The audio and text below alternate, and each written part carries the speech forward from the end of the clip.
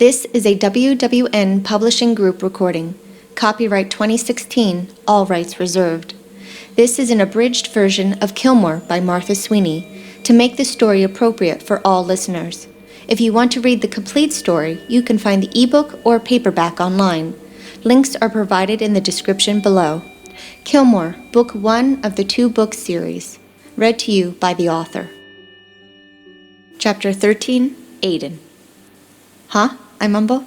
Hey, Aiden, Paul calls faintly. Earth to Aiden. What? I said we should stop at the cafe, see if Laurie might be there, Paul repeats. Yeah, sure, I agree. We just finished our morning jog and I get lost in thought about those lips, her lips, as we stretch in the living room.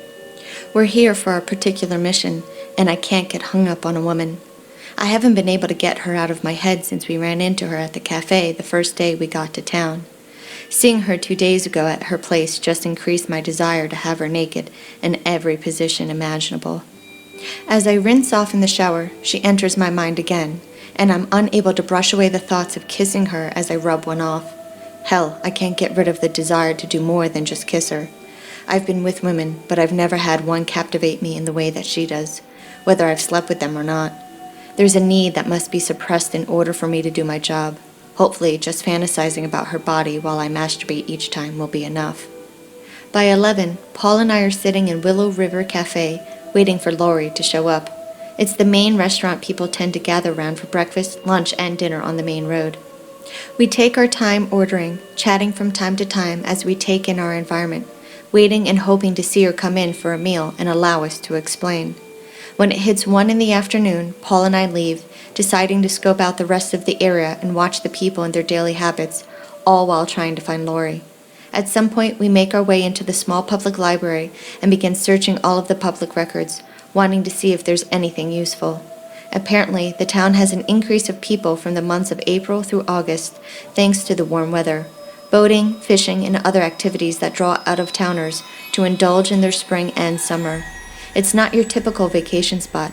It seems the town is appealing to those who want to relax without the craziness of people and paparazzi. It's the perfect place for someone to hide. Getting antsy, Paul and I make our way over to the nearest gun range to crank out a few rounds that let off some steam and pent-up energy. Once we get our passes, Paul and I rent one of the private target areas, hoping to be able to focus without any distractions. Paul likes to switch between a few of his handguns, while I also bring my sniper rifle. My uncanny skill with a weapon is one of the reasons why the feds approached me.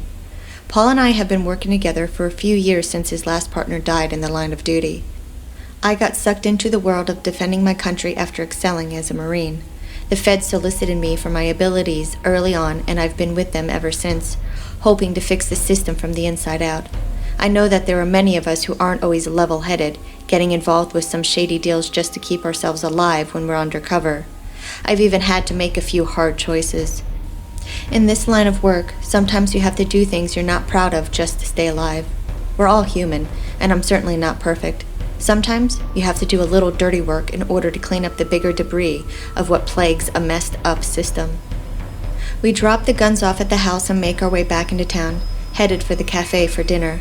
As we're finishing up our main meal, a slender, friendly woman with 2 teenage boys sits down at the table next to us. You boys were in here earlier for lunch, she greets with a smile. Yes, ma'am, I return. Please, don't call me ma'am, she returns. We're probably close in age. My apologies, miss, I answer. How do you like the food, she asks. You must like it to be back again. I've seen you both in here the past few days. We like it, Paul answers. I think it's the best in town. It better be, she laughs. My friend Laurie owns the place, and I'm the head chef. Laurie, as in the Laurie we're looking to speak to? I hope so. Laurie, you say? Paul continues the conversation. Is she in here? I'd love to tell her directly how much we love the food.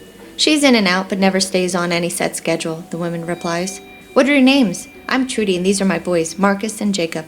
We shake hands as I introduce Paul and myself. How long are you boys in town for? Trudy questions. We just moved in just over a week ago, I share. We're not tourists, if that's what you mean. Wonderful, she answers. There's plenty of time for you boys to run into Laurie to sing her praises to her yourselves. Doesn't she usually come in at the beginning of the week, Mama? Marcus asks. Usually, Trudy confirms. Taking care of some things in the office. When is that? Paul inquires. You boys could stop in Monday. Just ask for me when you get in, and then I can confirm if she's here or not, Trudy offers. Laurie should be happy to speak with you, especially since you're townies now. Wonderful, Paul returns. So, what do you two do? Trudy pries respectfully. I'm a retired architect, Paul answers. Aiden here is my son. He helps take care of me since I'm getting older. Had a few injuries from falling off a few roofs in my day, if you know what I mean. I thought architects only designed the home, Marcus asks. The good ones get their hands dirty too, Paul returns with a wink. Oh, Marcus says. Makes sense. Where did you live before? Inquires Jacob. Cali, I answer. As in California? Marcus asks. That's the one, I confirm, even though it's a lie. Why would you want to move here? Jacob searches. It's quieter, Paul shares. Hollywood and all that is California is for the young. I'm not so young anymore. You two don't look that old, Trudy comments with a smile. He isn't, Paul confirms. But I am. Still young at heart, which gets me in trouble sometimes. How long have you worked for Laurie? I search. It's going on 6.5 years, Trudy answers. Mama's the best cook in town, Jacob announces happily. I bet she is, I agree. We can't help coming in here. Learned a lot from my mama, Trudy shares. But you went to school for it, Jacob reminds. That I did, Trudy confirms.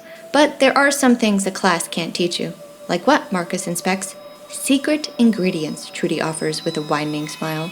I bet that's why Laurie keeps you on, Paul praises. Part of it, Trudy agrees confidently. We continue to chat, mostly incidental topics, before excusing ourselves to go and let Trudy and her sons eat without distraction. As we leave the restaurant and get into our car, Paul spots Laurie going into what looks like an apartment over the veterinary office. At first, I don't see her until we cross the street. I notice a long stairway on the side of the building. A good-looking gentleman answers the door, excited to see Laurie. Once the door is shut, Paul and I walk around the block, checking out paths and alleyways to see if we can make our way around to the back of the building. A few minutes later, we manage to get a decent view of the apartment from around back. The lights are low, but the shadows of two bodies are easily seen. A sinking feeling enters my stomach at the sight of her with him. Their bodies are pressed against each other's, kissing as they undress. I've got to use this to my advantage to stay focused on my mission at hand. She's got a boyfriend. There's no time to get distracted. This is the end of this chapter. Thank you for listening. I hope you're enjoying the story so far. To read the full, unabridged version, you can find a link in the description below. To find out about new releases before the general public, be sure to subscribe to my newsletter. You'll find a link in the description as well. Also, to be notified when the next chapter is published, make sure you subscribe to my channel.